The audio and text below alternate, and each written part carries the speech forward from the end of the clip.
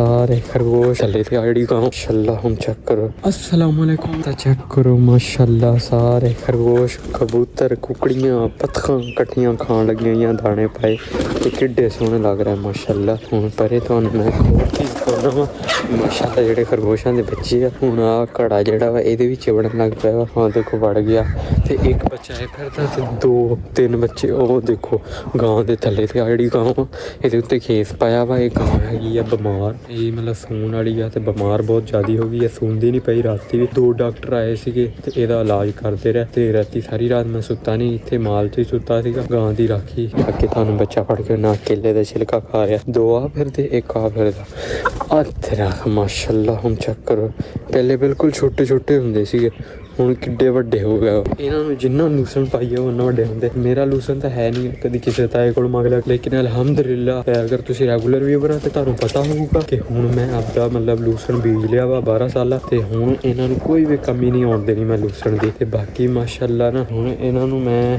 ਛੱਡਦਾ ਹਾਂ ਉੱਥੇ ਹੀ ਤਾਂ ਕਿ ਥੋੜਾ ਘੁੰਮ ਫਿਰ ਲੈਣ ਕਿਉਂਕਿ ਅੱਜ ਧੁੱਪ ਬਹੁਤ ਜ਼ਬਰਦਸਤ ਲੱਗੀ ਆ। ਚਲੋ ਜਿਹੜੀ ਗਾਂ ਬਿਮਾਰ ਆ ਇਹਨੂੰ ਵੀ ਠੰਡ ਲੱਗੀ ਆ ਕਿਉਂਕਿ ਇਹ ਰਾਤੀ ਦੀ ਇੱਥੇ ਬੰਨੀ ਤੇ ਇੱਥੋਂ ਖੁੱਲ ਕੇ ਆਣ ਕੇ ਇੱਥੇ ਰਾਤੀ ਬਹਿ ਗਈ ਸੀ ਕਿਤੇ ਇਹਨੂੰ ਲੱਗ ਗਈ ਠੰਡ ਤੇ ਠੰਡ ਲੱਗਣ ਦੀ ਵਜ੍ਹਾ ਤੋਂ ਇੰਨਾ ਹੀ ਕੰਮ ਹੋਇਆ। ਉਸ ਤੋਂ ਇਲਾਵਾ ਗੋਇਆ ਦੇਖੋ ਕਿੰਨਾ ਚੜਿਆ ਪਿਆ ਵਾ ਤਾਂ ਇਹ ਗੋਇਆ ਵੀ ਚੱਕਣਾ ਵਾ ਤਾਏ ਕਿਉਂ ਟਰੈਕਟਰ ਜਿਹੜਾ ਲਿਆਉਣਾ ਵਾ ਉਹ ਚੈੱਕ ਕਰੋ ਸਾਹਮਣੇ ਬੱਚਾ ਬੈਠਾ। ਹੁਣ ਜੀ ਮੈਂ ਆਇਆ ਸੀਗਾ ਤਾਏ ਇਮਰਾਨ ਕੇ ਟਰੈਕਟਰ ਜਿਹੜਾ ਲੈਣ ਲੇਕਿਨ ਰੇੜਾ ਗਿਆ ਹੋਇਆ ਵਾ। ਟਰੈਕਟਰ ਤਾਂ ਹੈਗਾ ਵਾ ਤੇ ਟਰੈਕਟਰ ਨੂੰ ਮੈਂ ਕੀ ਕਰਨਾ ਇਹ ਤੋਂ ਰੇੜਾ ਹੀ ਹੈ ਨੀਗਾ ਤੇ ਮੈਂ ਗੋਇਆ ਵਾਲੀ ਰੇੜੀ ਜਿਹੜੀ ਸੀਗੀ ਉਹ ਟੁੱਟੀ ਵਾ। ਉਹਨੇ ਥੋੜਾ ਜਿਹਾ ਗੋਇਆ ਪਾ ਕੇ ਸੁੱਟਣ ਆਇਆ ਸੀਗਾ ਤੇ ਇੱਥੋਂ ਮਿੱਟੀ ਵੀ ਲਿਜਾਣੀ ਸੀਗੀ ਕਿਉਂਕਿ ਗਾਂ ਬਿਮਾਰ ਆ ਥੱਲੇ ਮਿੱਟੀ ਖਿਲਾਰ ਕੇ ਉਹ ਫਿਰ ਉੱਤੇ ਬਹੂਗੀ। ਇਸੇ ਦੇ ਨਾਲ ਹੁਣ ਮੈਂ ਇੱਧਰ ਆਇਆ ਵਾਂ ਲੂਸਣ ਨੂੰ ਚੱਕਰ ਮਾਰਨ। ਚੈੱਕ ਕਰੋ ਮਾਸ਼ਾਅੱਲਾ ਹਰਿਆਲੀ ਹਰਿਆਲੀ ਹੋਈ ਪਈ ਲੂਸਣ ਕਿੱਡਾ ਵੱਡਾ ਹੋ ਗਿਆ ਤੇ ਮਾਸ਼ਾਅੱਲਾ ਨਾ ਜਿਵੇਂ ਅੱਜ ਧੁੱਪ ਲੱਗੀ ਨਾ ਅਗਰ ਇਵੇਂ 3-4 ਧੁੱਪਾਂ ਹੋਰ ਜ਼ਬਰਦਸਤ ਲੱਗ ਜਾਣ ਪੱਠੇ ਛੇਤੀ ਤਿਆਰ ਹੋਣੇ। ਮੈਂ ਪਿਛਲੀ ਵਾਰੀ ਖਾਦ ਪਾ ਕੇ ਪਾਣੀ ਵੀ ਲਾਇਆ ਸੀ ਤੇ ਤਦੇ ਮਾਸ਼ਾਅੱਲਾ ਇੰਨਾ ਅੱਛਾ ਰਿਜ਼ਲਟ ਹੈ ਲੇਕਿਨ ਇਹਦੇ ਵਿੱਚ ਜਵੀ ਇੰਨੀ ਜ਼ਿਆਦਾ ਹੈ ਨਹੀਂ ਗੀ। ਚੱਕਰ ਸਿਰਫ ਜ਼ਿਆਦਾ ਲੂਸਣ ਹੀ ਆ। ਸਰੋਂ ਤਾਂ ਮੈਂ ਵੈਸੇ ਹੀ ਨਹੀਂ ਸੀ ਪਾਈ ਆ ਥੋੜੇ ਜਿਹੇ ਹੈਗੇ ਆ ਇਹ ਸਰੋਂ ਨਹੀਂ ਇਹ ਗੋਂਗਲੂ ਆ। ਇਹ ਗੋਂਗਲੂ ਅਗਲੇ ਜਿਹੜੀ ਛਮਾਇਆ ਲੂਸਣ ਆ ਉਹਦੇ ਵਿੱਚ ਮੈਂ ਸਰੋਂ ਵੀ ਪਾਈ ਆ ਤੇ ਜਵੀ ਵੀ ਠੀਕ ਠਾਕ ਪਾਇਆ ਵਾ ਵੀ। ਇਹਦੇ ਵਿੱਚ ਗਾਂ ਇੱਧਰਲੀ ਜਿਹੜੀ ਟਿੱਬੀ ਆ ਇਹਦੇ ਵਿੱਚ ਗੰਦ ਬਹੁਤ ਜ਼ਿਆਦਾ ਹੋ ਗਿਆ ਵਾ। ਆ ਚੈੱਕ ਕਰੋ ਆ ਹੈਗਾ ਛਮਾਇਆ ਲੂਸਣ ਇਹਦੇ ਵਿੱਚ ਚੈੱਕ ਕਰ ਸਕਦੇ ਸਰੋਂ ਜ਼ਿਆਦਾ ਵਾ ਤੇ ਇਹ ਵੀ ਮਾਸ਼ਾਅੱਲਾ ਨਾ ਉਵੇਂ ਤਿਆਰ ਤੇ ਹੋ ਰਿਹਾ ਲੇਕਿਨ ਇਹ ਫਿਰਲਾ ਬਹੁਤ ਆ। ਪਿੱਛੇ ਦੇਖੋ ਟਿੱਬੀਆਂ ਖਾਲੀ ਆ ਇੱਧਰ ਵੀ ਖਾਲੀ ਆ। ਉਹ ਸਾਹਮਣੇ ਤਾਂ ਉਹਨਾਂ ਨੇ ਬਲੋਚਾਂ ਨੇ ਕੁੱਕੜ ਛੱਡ ਕੇ ਸਾਰਾ ਹੀ ਤਕਰੀਬਨ ਲੂਸਣ ਉਧਰੋਂ ਖਵਾਤਾ ਬੜਾ ਤੰਗ ਕਰਦੇ। ਹਾਂਜੀ ਤਾਂ ਜੀ ਰੇੜੀ ਦੇ ਵਿੱਚ ਮਿੱਟੀ ਪਾ ਲਈ ਯਾਰ ਮਿੱਟੀ ਥੋੜੀ ਪਾਈ ਆ ਰੇੜੀ ਫੁੱਲ ਨਹੀਂ ਕੀਤੀ ਕਿਉਂਕਿ ਰੇੜੀ ਟੁੱਟੀ ਹੋਈ ਆ ਜਾਣੀ ਨਹੀਂ ਗਈ। ਬਾਕੀ ਉਹ ਕਰਾਈ ਤਾਂ ਇਮਰਾਨ ਕੀ ਆ ਤੇ ਇਹਨਾਂ ਦੇ ਰੱਖਦਾ ਇੱਥੋਂ ਆਵਾਨ ਸੀਗਾ ਵਿਹਲਾ ਪਿਆ ਤੇ ਇੱਥੋਂ ਮੈਂ ਮਿੱਟੀ ਚੱਕ ਲਈ ਤੇ ਅੱਗੇ ਚੱਲਦਾ। ਹਾਂਜੀ ਤਾਂ ਜੀ ਉਦੋਂ ਮੈਂ ਮਿੱਟੀ ਲੈ ਆਇਆ ਸੀਗਾ ਤੇ ਗਾਂ ਦੇ ਥੱਲੇ ਪਾਤੀ ਸੀਗੀ। ਗਾਂ ਦੀ ਤਬੀਅਤ ਬਹੁਤ ਹੀ ਜ਼ਿਆਦਾ ਖਰਾਬ ਹੋਈ ਖੜੀ ਡਾਕਟਰ 2 ਵਾਰੀ ਆਇਆ ਤੇ ਲੇਕਿਨ ਕੰਮ ਨਹੀਂ ਬਣਿਆ। ਗਾਂ ਦੀ ਹਾਲਤ ਬਹੁਤ ਜ਼ਿਆਦਾ ਡਾਊਨ ਹੋਈ ਪਈ ਵਾ ਤੇ ਹੁਣ ਤੁਸੀਂ ਚੈੱਕ ਕਰੋ ਮੈਂ ਖਰਗੋਸ਼ਾਂ ਨੂੰ ਲੂਸਣ ਪਾਇਆ ਸੀਗਾ ਮਾਸ਼ਾਅੱਲਾ ਕਿਵੇਂ ਖਾ ਰਿਹਾ ਤੇ ਆ ਚਾਰੋਂ ਬੱਚੇ ਵੀ ਆ। ਪਰ ਇਹ ਜਿਹੜਾ ਬਤਖਾ ਬੈਠਾ ਵਾ ਤੇ ਇਹਦੇ ਨਾਲ ਦੀ ਬਤਖ ਕਿੱਧਰ ਗਈ ਆ। ਬਤਖ ਨੂੰ ਕੁੱਤੇ ਲੈ ਗਏ ਤੇ ਉਹ ਸਵੇਰੇ ਮੇਰੇ ਤਾਏ ਨੇ ਉਧਰ ਉਹਦੇ ਵਾਣ ਚ ਲਿਜਾ ਕੇ ਕੁੱਤਿਆਂ ਨੇ